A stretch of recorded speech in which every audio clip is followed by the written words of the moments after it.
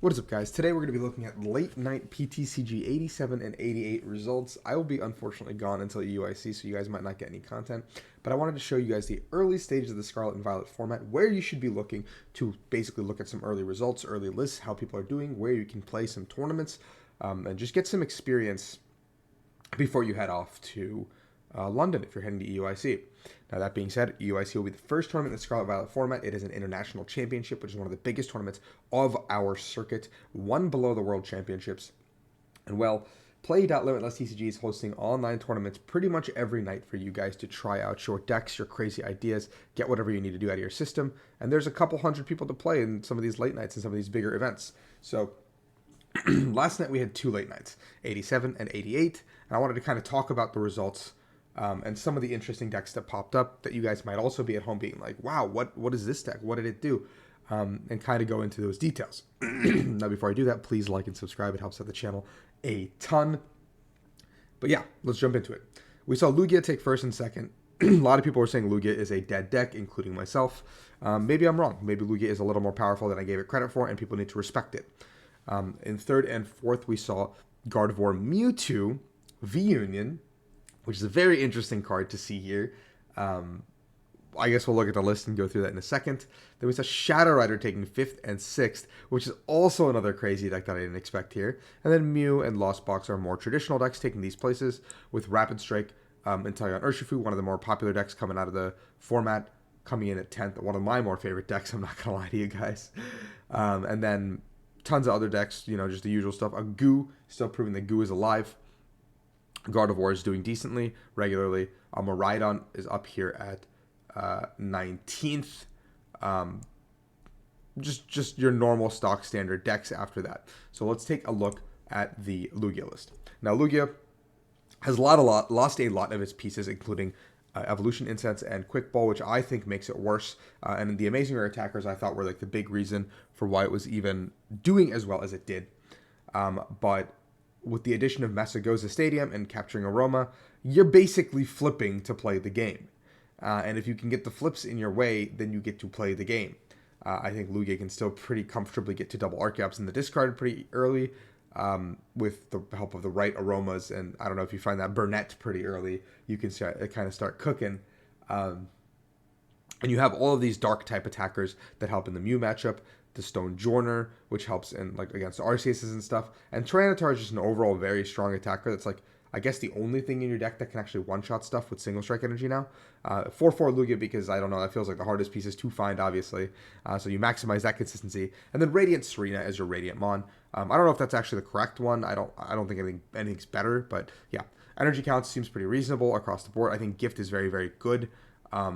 Nest Balls are very, very good. All these cards are very, very good. So this is what new Lugia looks like. Now let's talk about the spicy deck. Gardevoir Mewtwo V-Union. What is going on here?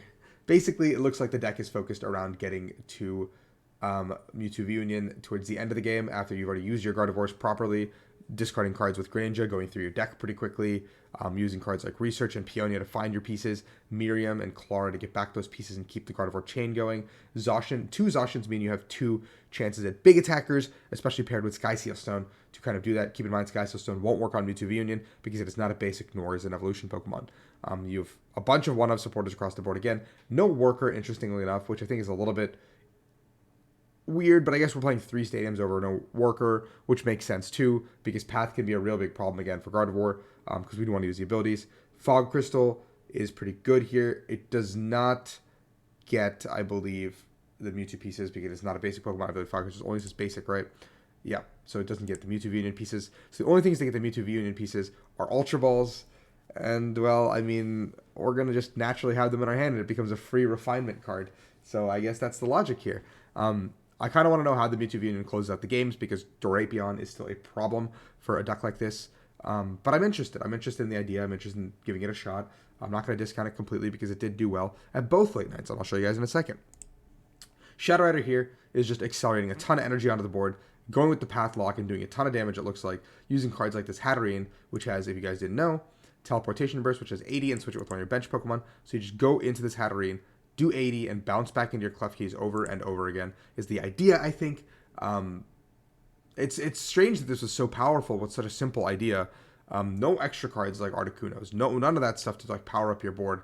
Just pure consistency. 4 Ultra, 4 Fog, 3 Nest. Just get to Klefki, keep the Klefki in the active, and bounce back and forth into the Klefki. And that's all this deck is trying to do. Very interesting that this was so powerful as it is. So maybe we're overthinking the format. Obviously, I think Drapion is still very, very good against a deck like this. But if you can stop Lost Zone and Lost Box decks from getting to that point, maybe it's fine. But also, like Drapion, Skysail Stone, Boss seems like pretty easy to pull off at some point in the game to take 4 prizes. And then you can just close out the game on a Hatterene or a Luminion or even a Shadow Rider Baby. Now, Late Night 88 also took place. One is at EU times with NA times. This one had a little more diversity in the top 8. Lugia, again, winning. So Lugia has won both of the Late Nights with a Gardevoir Mewtwo making second, which, again, crazy. We saw Mew taking third here, and then a couple other stuff doing well. And then stock standard decks across the board. A Dialga deck over here in 21st. Miraidon taking 14th. Nothing too crazy to write home about, but I wanted to talk about 3 interesting decks I saw once again in this Late Night, so you guys can get an idea of some of the top decks in this format before you kind of jump into things. Tina is very, very strong in this format. I think Tina is one of the biggest baddies like in the deck format that you need to worry about. Tina Lost Box and Tina just general. Stock standard list here. You see the 2 Crams, the 2 Sableye, the Drapion. Everything across the board feels pretty normal. Only 1 copy of Roxanne. Some lists like to play 2. 1 Clara, 1 Recycler, which I feel is a little bit thin. That makes me a little bit nervous because if you have to pitch one of those early, I feel like I would be a little bit uncomfortable with having to pitch one of those early. So I would probably want a second one of either of those. Maybe second Clara is probably better, but I don't know. Maybe you just don't have space. I think you have space for sure. Something has to be cut. Like 1 vacuum probably doesn't make the most sense. There's nothing where 1 vacuuming, but who knows? Then we have regular Lost Box. This one was playing the Kyogre package to close out the game. Now, obviously, with no nets, it's a lot harder to get to that Kyogre package at the end of the game. Don't really know why this card's in here. That doesn't make any sense. Who knows? That card makes 0 sense. But anyway, plays the Kyogre package and the Zam package. So you're just basically trying to get to the end of the game to get to that point. 1 copy of Gear, which I guess acts as a 5th chorus here, or Clara, whatever you want it to be, in theory.